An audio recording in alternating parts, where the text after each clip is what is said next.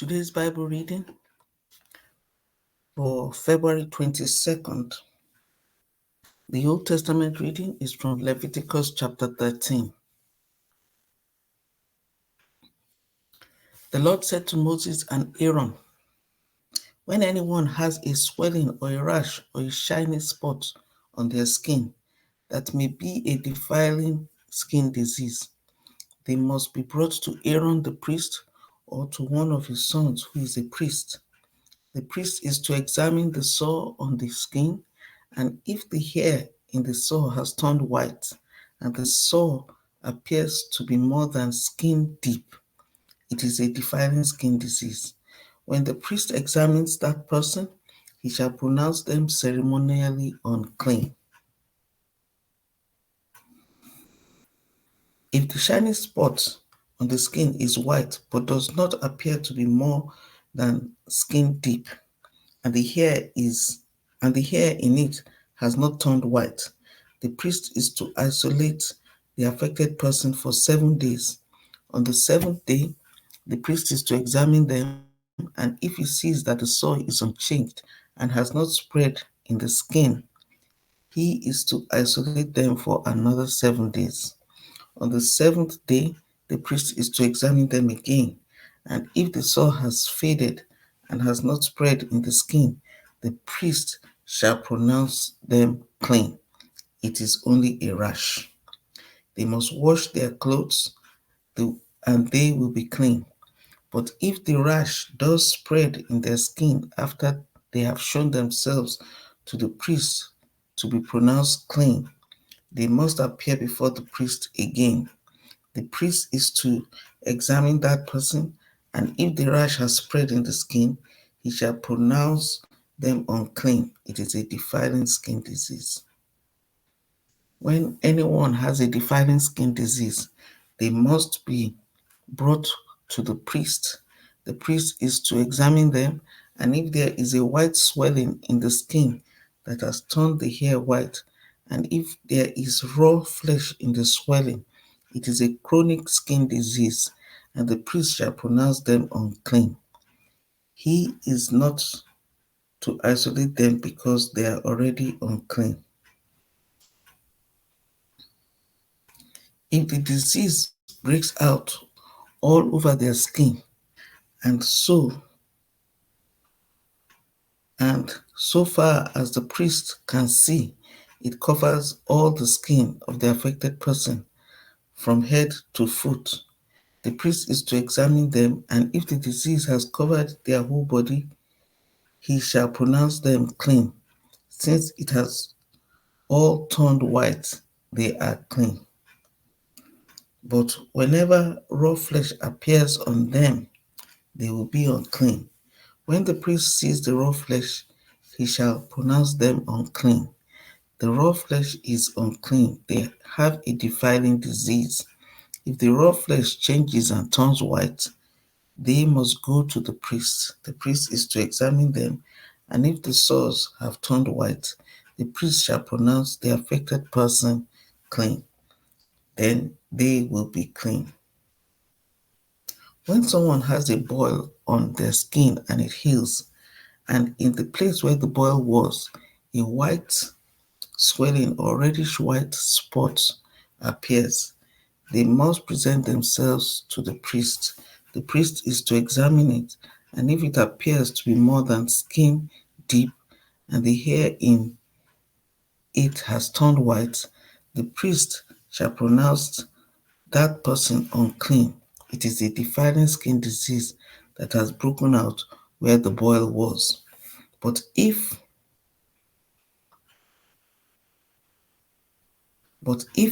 when the priest examines it, there's no white hair in it, and it is not more than skin deep and has faded, then the priest is to isolate them for 7 days. If it is spreading in the skin, the priest shall pronounce them unclean. It is a defiling disease. But if the spot is unchanged and has not spread, it is only a scar from the boil, and the priest shall pronounce them clean.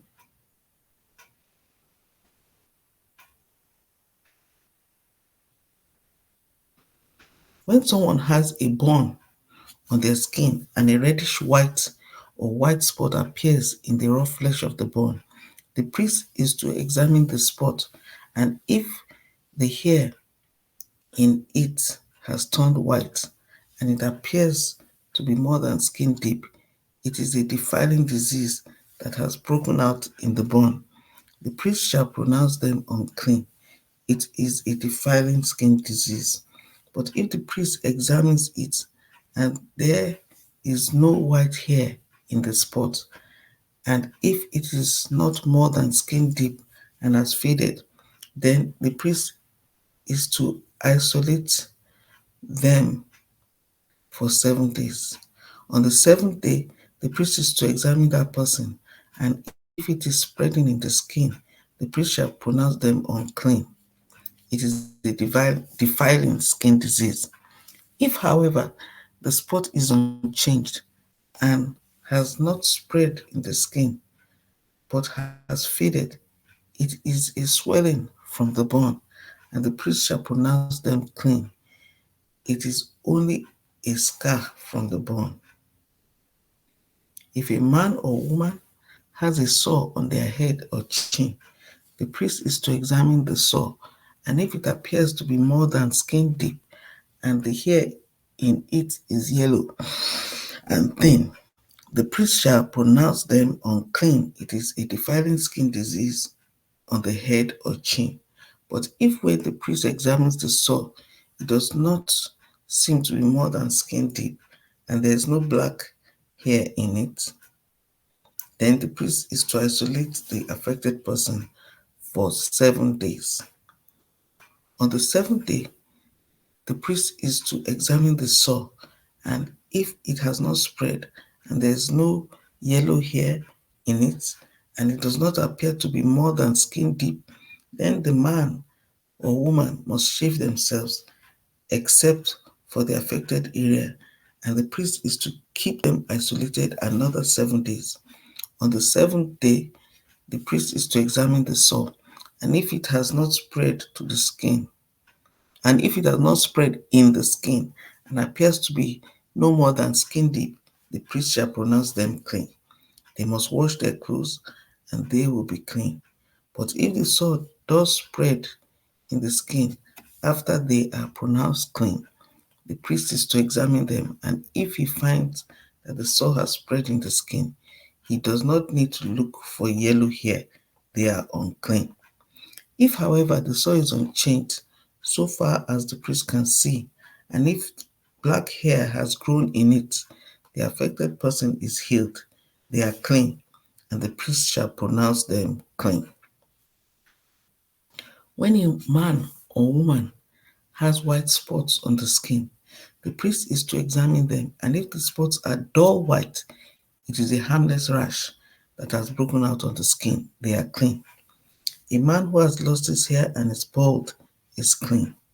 If he has lost his hair from the front of his scalp and has a balded forehead, he is clean.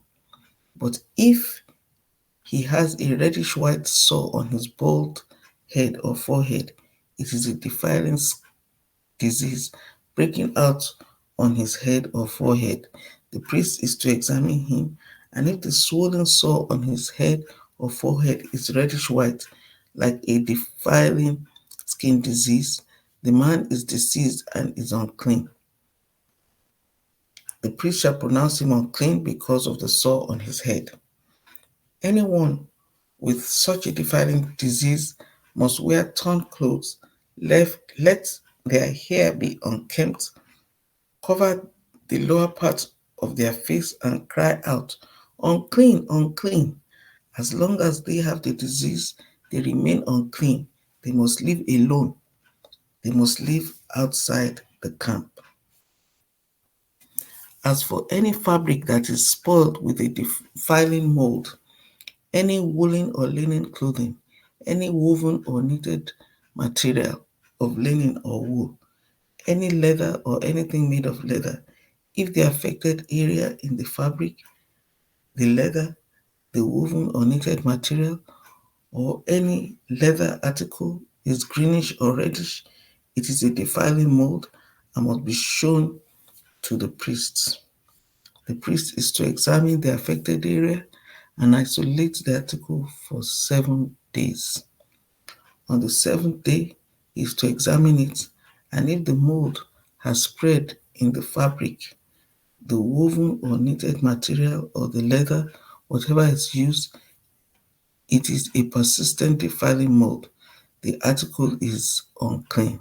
He must burn the fabric, the woven or knitted material of wool or linen or any leather article that has been spoiled, because the defiling mold is persistent. The article must be burned.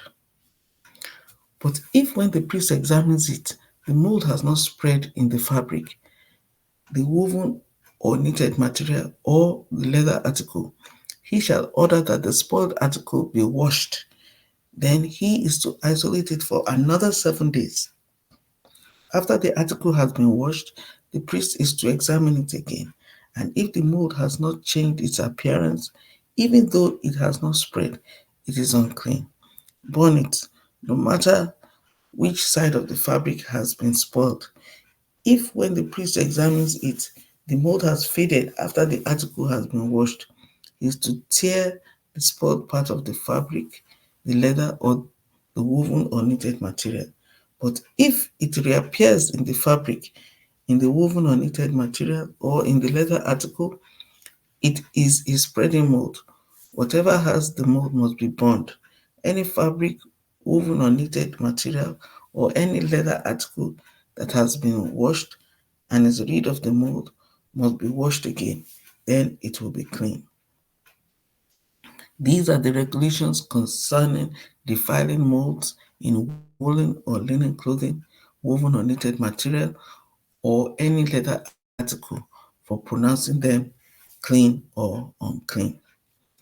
So that's the Old Testament reading.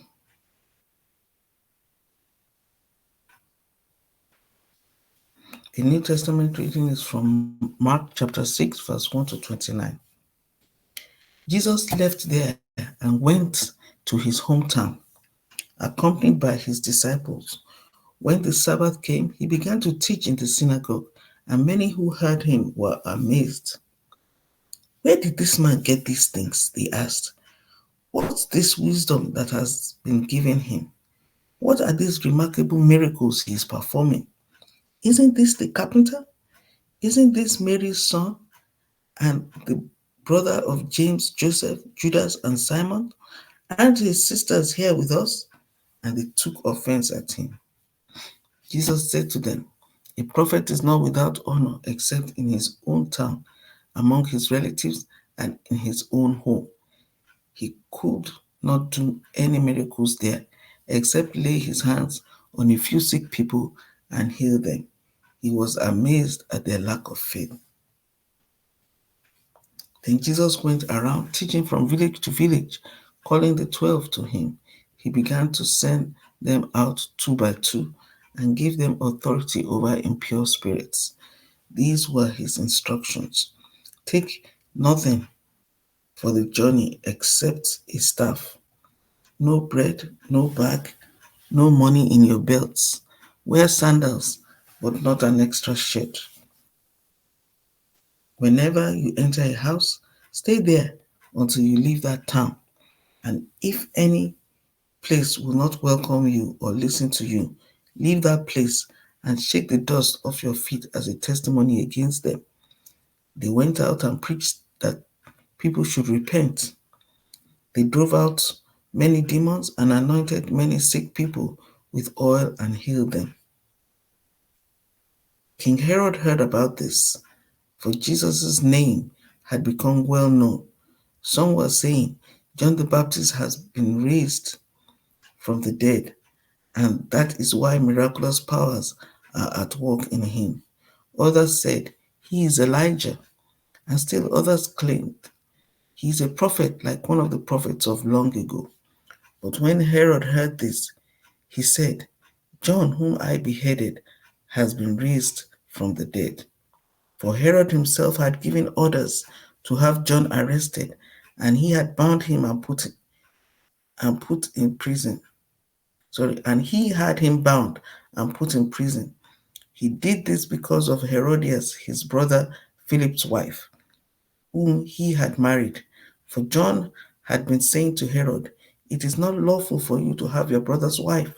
So Herodias nursed a grudge against John and wanted to kill him, but she was not able to, because Herod feared John and protected him, knowing him to be a righteous and holy man.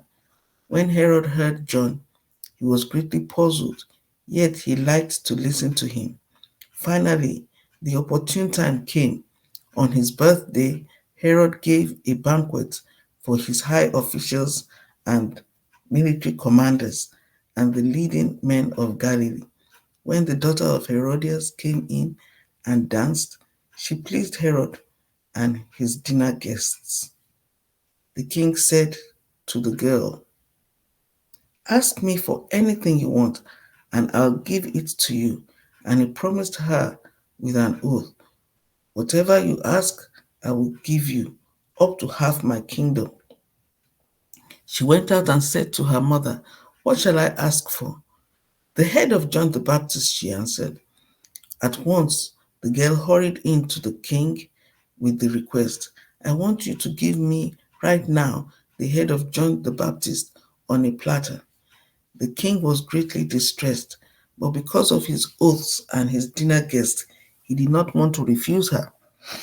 So he immediately sent an executioner with orders to bring John's head. The man went, beheaded John in the prison, and brought back his head on a platter. He presented it to the girl, and she gave it to her mother. On hearing of this, John's disciples came and took his body and laid it in a tomb. So that's the reading of the New Testament. The reading of the Psalms for today, February 22nd, Psalm 39. For the director of music, for Jeduthun, a psalm of David. I said, I will watch my ways and keep my tongue from sin. I will put a muzzle on my mouth while in the presence of the wicked. So I remained utterly silent, not even saying anything good. But my anguish increased, my heart grew hot within me. While I meditated, the fire burned. Then I spoke with my tongue. "Show me, Lord, my life's end and the number of my days. Let me know how fleeting my life is. You have made my days a mere handbreadth. The span of my years is as nothing before you. Everyone is but a breath, even those who seem secure. Surely everyone goes around like a mere phantom. In vain they rush about, heaping up wealth without knowing whose it will finally be. But now, Lord, what do I look for? My hope is in you. Save me from all my transgressions. Do not make me the scorn of fools. I was silent. I would not open my mouth. For you are the one who has done this. Remove your scourge from me. I am overcome by the blow of your hand. When you rebuke and discipline anyone for their sin, you consume their wealth like a moth. Surely everyone is but a breath. Hear my prayer, Lord.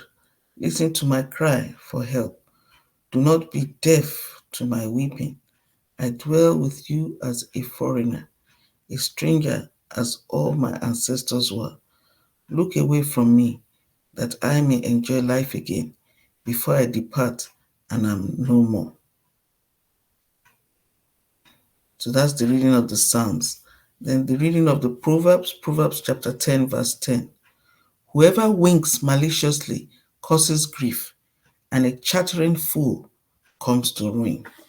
So that ends the reading for today, February 22nd. May the Lord bless this reading in Jesus' name.